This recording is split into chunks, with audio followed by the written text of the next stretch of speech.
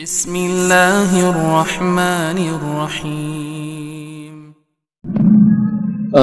Ya ini pernah saya jumpai lah gitu. Jadi kita bertemu sama orang itu kita anggap sebagai yang mengetahui ilmu agama. Salah satu apa yang disarankannya itu misalnya sebelum menghadap atau apa itu membaca kalimat syahadat tapi dengan menahan napas. Kemudian juga ada dibekali beberapa dari ayat Al-Quran itu untuk dibaca. Ya salah satu yang mungkin dia bilang innahu min Sulaiman wa innahu bismillahi ala ta'lu ala wa'tuni muslimin. Nah itu yang kira-kira dengan yang membaca syahadat itu dengan nafas membaca 3 kali kemudian diikuti ayat Al-Quran itu, apakah itu akan mempengaruhi juga ketahuidan kita kepada Allah itu?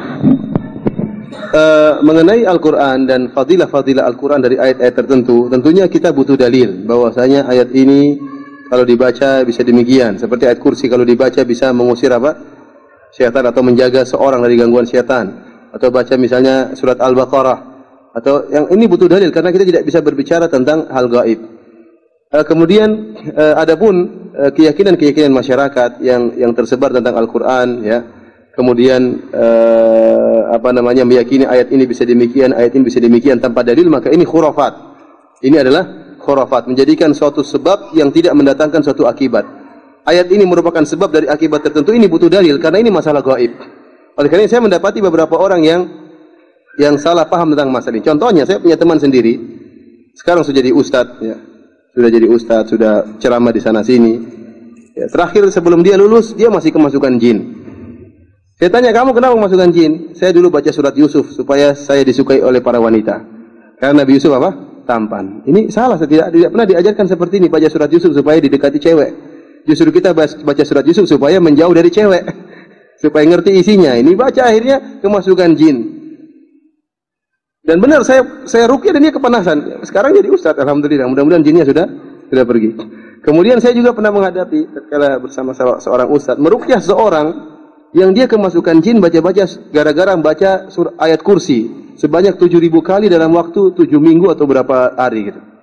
Ya, karena tidak pernah diajarkan barang siapa baca ayat kursi akan mengetahui isi hati manusia. Dia baca ayat kursi tersebut dengan tujuan untuk mengetahui isi hati manusia, sehingga dia baca dalam jumlah yang banyak, ya, yang seharusnya ayat kursi tersebut mengusir setan malah memasukkan setan dalam dirinya. Contoh lagi saya sering ditanya bagaimana tentang seorang yang agar anaknya tampan maka dia baca surat Yusuf, ya. Ini juga ya, nggak mungkin kalau bapaknya pesek, ibunya pesek, nggak mungkin baca surat Yusuf 1000 kali pun nggak jadi mancung. Makanya saya bilang kalau ingin anaknya gemuk baca surat Al-Baqarah, surat sapi biar apa? Gemuk, atau surat Al-Fil, ya. Karena kita tidak boleh meyakini suatu perkara apalagi mengatakan barang saya baca ini akan begini, baca ini akan begini. Apalagi seperti tadi Allah ta'lu alayya wa'tuni muslimin, ya. Ini tidak pernah digunakan oleh para salaf bahwasanya dengan baca ayat ini maka kemudian orang menjadi tunduk kepada kita. Tapi kita beristi'anah kepada Allah Subhanahu wa taala, kita berzikir kepada Allah Subhanahu wa taala, ya.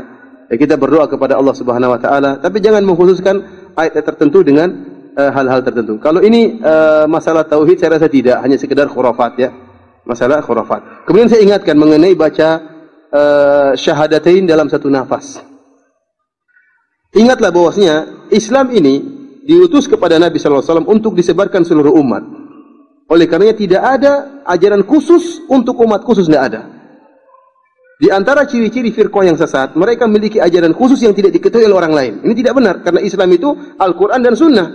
Orang ingin tahu Islam tinggal baca Al-Qur'an, baca hadis Nabi. Maka tidak ada ajaran khusus. Kalau ada yang mengkhususkan ini zikir khusus yang orang lain tidak tahu, ini enggak beres seperti ini. Enggak beres. Seakan-akan Nabi hanya diutus kepada kelompokmu saja, ya. Seperti tadi syahadah dibaca satu nafas. Siapa yang mengajarkan demikian? Baca syahadah harus apa? Satu nafas. Kenapa kalau 2 nafas? Ya. Ada yang mengatakan la ilaha illallah, kalau illallahnya harus goyang. Itu dari mana seperti ini? Sampai ada seorang guru saya dulu di Irian Jaya. Dia datang sebelum dia pergi hajian, datanglah guru agama saya. Mengatakan sama ibu, ini ada zikir khusus. Ibu baca sendiri, jangan sampai suami ibu tahu. Wah, ini bahaya kalau begini. Suami saya tidak boleh tahu. Semua yang khusus itu enggak benar. Islam itu enggak ada yang khusus-khusus. Makanya waktu tatkala Musa alaihissalam dalam hadis yang sanadnya masih perbincangkan. Musa mengatakan, ya Allah berikanlah kepadaku zikir yang khusus. Maka Allah mengatakan, katakanlah la ilaha illallah. Musa mengatakan, kullu ibadika yaquluna hadza. Semua umat mengucapkan la ilaha illallah. Musa minta zikir yang khusus, tidak ada yang lebih khusus daripada la ilaha illallah. Karenanya semua firqah yang ada zikir-zikir khususnya, ibadah-ibadah khusus itu bukan dari Islam. Karena Islam rahmatan lil alamin untuk seluruhnya. Apa yang diketahui oleh ulama tersebut saya juga bisa tahu. Tinggal sebutkan dalilnya, saya bisa cek Al-Quran maupun hadis Sahih Bukhari, Sahih Muslim dan yang lainnya. Ya. Makanya tadi ada praktek khusus syahadah diucapkan dalam satu nafas, ini pasti nggak beres. Ini pasti nggak beres. Ya. Allah alam bisawab.